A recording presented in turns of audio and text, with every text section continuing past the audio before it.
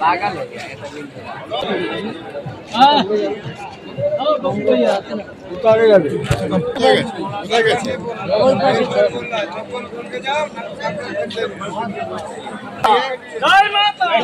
जय जय तारा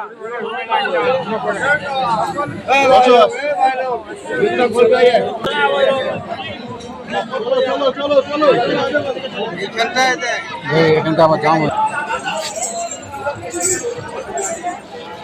बोला ना पागल जो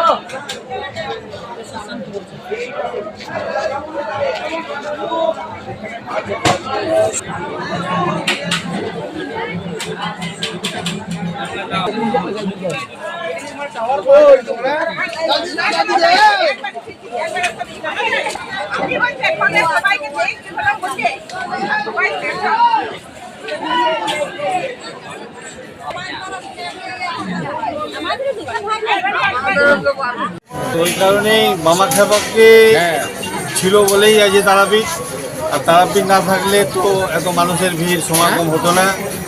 তো যাই হোক, মায়ের জন্য আসছে, মামা খেপাকেও লোকে ডাকছে, কেউ কেউ যারা জানে পরিষ্কার। তো এই কারণেই এত সমাগম। মানে এখানে বিশেষ কারণ কি? বিশেষ কারণ মানে আজ এই কৌশিকী অমাবস্যাতে সাধক মামা খেপা মায়ের দর্শন পেয়েছিল, এই জন্যেই আজকে এই তারাপীঠের এত সমাগম। আজকের এই পুজোকে কেন্দ্র করে বিশেষ সমাগম কি রয়েছে? বিশেষ সমাগম বলতে ওই একটাই কারণ, মামা খেপা যেহেতু এই দিন মায়ের দর্শন পেয়েছিলেন, মাকে পেয়েছিলেন বলেই আজকে এত ভক্ত।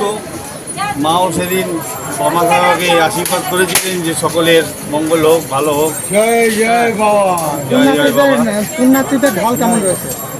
এবার তো একটু মোটামুটি কমই হয়েছে, প্রত্যেকবার তো আরও মানুষের ঢল হয়। এই কমের কারণ কি হতে পারে? হোটেল একটু চার্জ বেড়ে গেছে না, তাহলে কন্ট্যাক্টে মোটামুটি 3 দিনের জন্য থাকতেই হবে।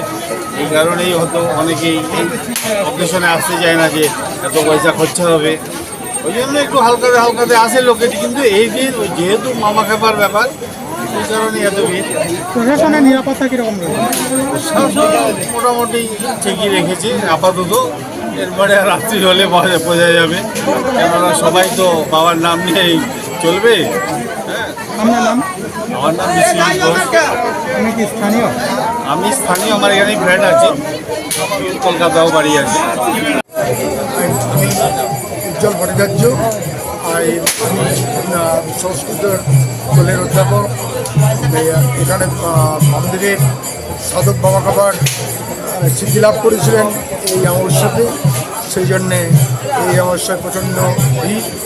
আর এই অমাবস্যাতে দর্শনার্থী প্রচণ্ড ভিড়ের জন্যে সবাই দর্শনার্থী এসেও মাকে দর্শন করে গর্ভগৃহে ঢুকতে পারে না, কিন্তু মায়ের সান্নিধ্য পাওয়ার জন্যেই মায়ের এখানে যতদিন ধরে আমি দেখছি বড় হয়েছি, আজ পর্যন্ত মানুষ মায়ের কাছে এসে কেউ নিরাশ হয়ে যায়নি আজ পর্যন্ত। ভগবানের মা তারা বামদেবের, আমার বাড়ি বামদেবের কাছে আটলা মা কালী আছে, আমাদের খাপাকালী সেই জায়গা বামদেব মন্দিরও আছে। তাই এখানে সমাগমের জন্য সবাই যারা দর্শনার্থী এসেছে যেন সবাই মায়ের কাছে এসে উপকৃত হয়, সান্নিধ্য পায় এবং সবাই সুস্থ কামনা করি দর্শনার্থীর জন্যে, এই প্রার্থনা করে কি দেখছেন যে আসলে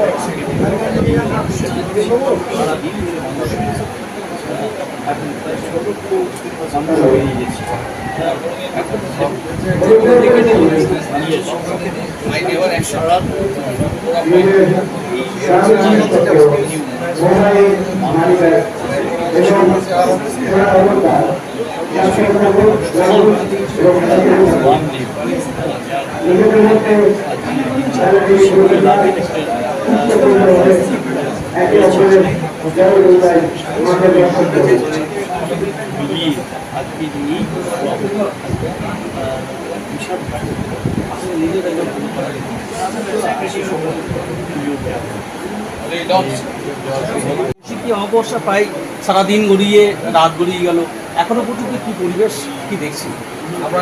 আপনার ঘুরে কেমন দেখলেন? ভালোই হয়েছে, মানুষ এখানে একেবারে বাধাহীনভাবে এখানে আসতে পেরেছে। প্রত্যেকবারই এখানে রেকর্ড ছাপিয়ে যায়, আগের পরে রেকর্ড।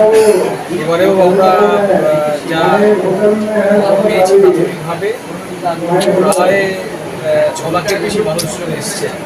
আর একটু রাত বাড়লে আমরা আশা করছি আর একটু মানুষ বেশি আসবে। মায়ের মাহাত্ম্য, মায়ের সমস্যা মা স্থান দিলে সবাই সেভাবে আসছে।